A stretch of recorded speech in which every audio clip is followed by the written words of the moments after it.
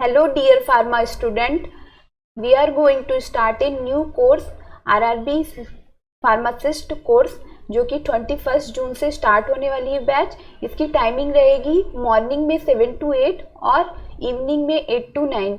तो आप लोग जल्दी से ये कोर्स परचेज कीजिए और मेरा कोड कीर्ति20 यूज कीजिए जिससे आपको 20% डिस्काउंट मिलेगा ईच कोर्स में। और उसके लिए आपको Nitesh sir app Google play store से भी डाउनलोड करना पड़ेगा। तो हम यहाँ पर जो भी पीसीआई का प्रिस्क्राइब्ड सिलेबस है पूरा डिटेल में कवर करने वाले हैं इस कोर्स में, और जो भी एमसीक्यू रहेंगे वो सारे कवर करेंगे विद एक्सप्लेनेशन। तो जो भी एग्जाम्स होते हैं गवर्नमेंट के उन सब के लिए इसमें बेनिफिट मिलेगा आपको।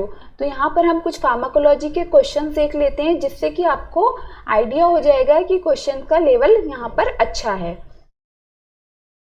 पहला क्वेश्चन है टेरोटोजेनिक मालफंक्शन इज। टेरोटोजेनिक मालफंक्शन क्या होता है? टेरोटोजेनिक मालफंक्शन मीन्स कि जो फीटस में एबनॉर्मेलिटी हो जाती है उसको हम बोलते हैं टेरोटोजेनिक मालफंक्शन। तो इसके जो ऑप्शंस हैं वो हैं फोटोफोबिया, फोकोमेलिया, फेगोसाइटोसिस, नन। तो correct answer is phocomelia. Phagocytosis तो is the process of injection of food. तो यहाँ पे जो करेक्ट आंसर है वो है फोकोमेलिया। नेक्स्ट क्वेश्चन देखते हैं। Following NSAID is a selective COX-2 inhibitor. यानी जो हमारी non steroidal anti inflammatory drug होती हैं उसमें से जो कैटेगरी रहती है, क्लासेस रहते हैं, उसमें COX-2 यानी साइक्लोऑक्सीजिनेज 2 को एंजाइम जो है उसको सिलेक्टिवली कौन सी ड्रग इनहिबिट करती है। तो इसका जो ट्रिक है, जितनी भी कोजिव वाली ड्रग होती है वो क्या होती है, सिलेक्टिवली COX-2 जो एंजाइम होता है उसको जाके इनहिबिट करती है। तो इसमें करेक्ट आंसर हो जाएगा इटोरी कोजिव वाली ड्रग। नेक्स्ट क्वेश्चन है select the drug which is an inhibitor of gastric mucosal proton pump. यानी गैस्ट्रिक म्यूकोसा में जो प्रोटॉन पंप है उसको इनहिबिट करने के लिए कौन सी ड्रग का एग्जाम्पल यहाँ पे करेक्ट ऑप्शन है। तो एक पहला क्या है कार्बेनोजोलोन सोडियम, दूसरा है सुक्रेल्फेट, थर्ड है फैमोटिडीन, 4 है लेंसोप्राजोल। तो इसमें याद करने की ट्रिक है कि जो भी प्राजोल वाली ड्रग होती है वो क्या होती है, प्रोटॉन पंप इनहिबिटर PPI। ठीक है, तो इसको हम यूज करते हैं अल्सर के ट्रीटमेंट में। तो करेक्ट आंसर इज लेंसोप्राजोल।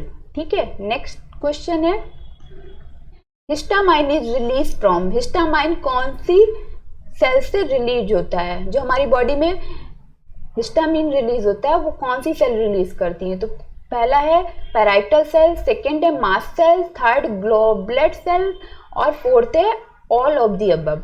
तो इसमें जो करेक्ट आंसर है मास्ट सेल। मास्ट सेल जो बॉडी में हमारी होती है वो हिस्टामिन का रिलीज करते हैं। जब भी हमारी कोई एलर्जिक रिएक्शन होती है या फिर इचिंग वगैरह होती है वो एरिया में क्या होता है हमारा रेड हो जाता है। तो वो किसकी वजह से होता है, हिस्टामिन के रिलीज से होता है। वो कहाँ से रिलीज होता है, वो मास्ट सेल से रिलीज होता है। नेक्स्ट क्वेश्चन देखते हैं which of the following property make pyridostigmine different from neostigmine.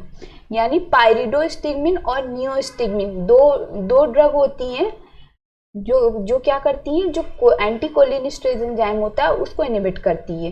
तो पाइरिडोस्टिग्मिन नियोस्टिग्मिन से किस तरह से डिफरेंट है?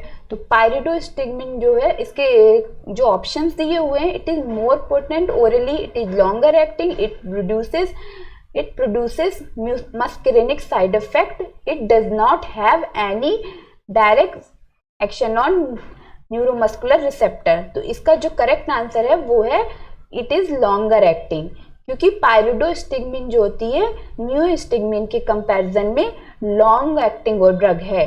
इसके अदर भी डिफरेंसेस हैं जो हम की डिटेल में देखेंगे जब आप लोग क्लास अटेंड करोगे तो उसमें मैं डिटेल में आपको बताऊंगी कि पाइरिडोस्टिग्मिन और नियोस्टिग्मिन क्या क्या डिफरेंसेस हैं। तो पाइरिडोस्टिग्मिन का एक डिफरेंस ये भी है कि ये ब्लड ब्रेन बैरियर को क्रॉस करती है ड्रग, तो जिसकी वजह से हमको CNS इफेक्ट मिलते हैं। और नियोस्टिग्मिन जो ब्लड ब्रेन बैरियर होता है हमारे ब्रेन में उसको क्रॉस नहीं कर पाती, इसलिए हम इसके CNS इफेक्ट नहीं मिलते। और दूसरा डिफरेंस है पाइरिडोस्टिग्मिन क्या होती है, ओरली इसका एब्जॉर्प्शन अच्छा होता है, एज बेटर होता है एज कंपेयर टू नियोस्टेमिन। नियोस्टेमिन का जो ऑब्जॉर्प्शन होता है वो पुअर होता है।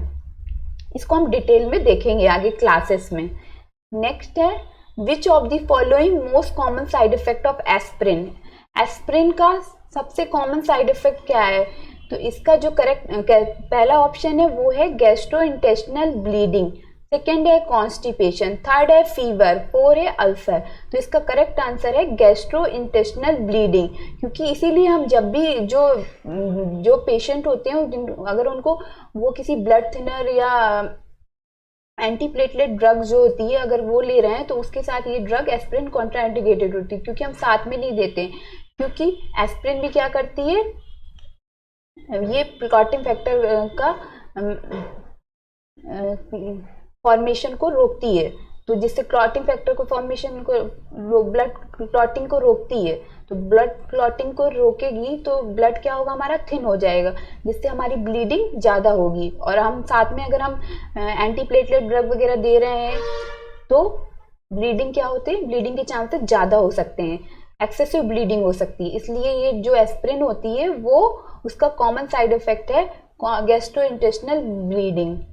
Next question, increase suicidal tendency is associated with, यानी जो कोई पेशेंट होते हैं जिनमें सुसाइडल टेंडेंसी होती है, जिनको बार बार ऐसे थॉट्स आते हैं सुसाइड करने के, तो वो किस कारण से होता है? पहला ऑप्शन है low level of serotonin, second high level of serotonin, third low level of dopamine, fourth है हाई लेवल ऑफ डोपामीन। तो इसका करेक्ट आंसर हो जाएगा सीरोटोनिन का लो लेवल। जिनके जो भी पेशेंट जिनकी सुसाइडल टेंडेंसी होती है उसमें देखा गया है कि सीरोटोनिन का लेवल कम होता है। इसीलिए जब हम एंटी डिप्रेसेंट ड्रग देखते हैं तो उसमें क्लासिफिकेशन में हम सीरोटोनिन रीअपटेक इनहिबिटर ड्रग देते हैं। जिससे क्या होता है, रीअपटेक इनहिबिटर ड्रग देंगे तो क्या होगा, रीअपटेक नहीं होगा, रीअपटेक का इनहिबिशन होगा, रीअपटेक ही नहीं होगा सीरोटोनिन का, तो क्या होगा, जो साइनेप्टिक क्लेफ्ट है, जहाँ साइनेप्टिक क्लेफ्ट है वहां पे सीरोटोनिन का लेवल क्या हो जाएगा, बढ़ जाएगा। इसलिए हम जो डिप्रेशन वाले पेशेंट होते हैं उनको ट्रीट करने के लिए हम क्या देते हैं, SSRI देते हैं, सीरोटोनिन रीअपटेक इनहिबिटर ड्रग देते हैं, ताकि वो रीअपटेक को ब्लॉक करें और साइनेप्टिक क्लेफ्ट में जो लेवल है सीरोटोनिन का वो इंक्रीज कर जाए। ठीक है। नेक्स्ट क्वेश्चन है, dry mouth during anti depressant therapy is caused by blockade of. तो जो एंटी डिप्रेसेंट थेरेपी देखते हैं, जब हमने क्लासिफिकेशन देखेंगे एंटी डिप्रेसेंट का, तो उसमें मैं डिटेल में बताऊंगी कि क्या क्या कौन सी क्लास के साइड इफेक्ट रहते हैं। तो जो हमारी जो एंटी डिप्रेसेंट थेरेपी होती है उसका कॉमन साइड इफेक्ट ये है कि वो मस्करेनिक रिसेप्टर को जाके ब्लॉक कर देते हैं। जब मस्करेनिक रिसेप्टर को जाके ब्लॉक करेंगे तो जो भी साइड इफेक्ट होते हैं वो हमें उसके मिलते हैं। तो जो ड्राई माउथ हो गया, ब्लड विजन हो गया, ये सारे हमको देखने को मिलते हैं। तो इसका करेक्ट आंसर हो जाएगा muscarinic acetylcholine receptor. Thank you. तो आप लोग जाके नीतेश सर ऐप डाउनलोड कीजिए, वहां से कोर्स परचेज कीजिए और मेरा कोड कीर्ति20 यूज कीजिए, जिससे आपको 20% डिस्काउंट मिलेगा। Thank you.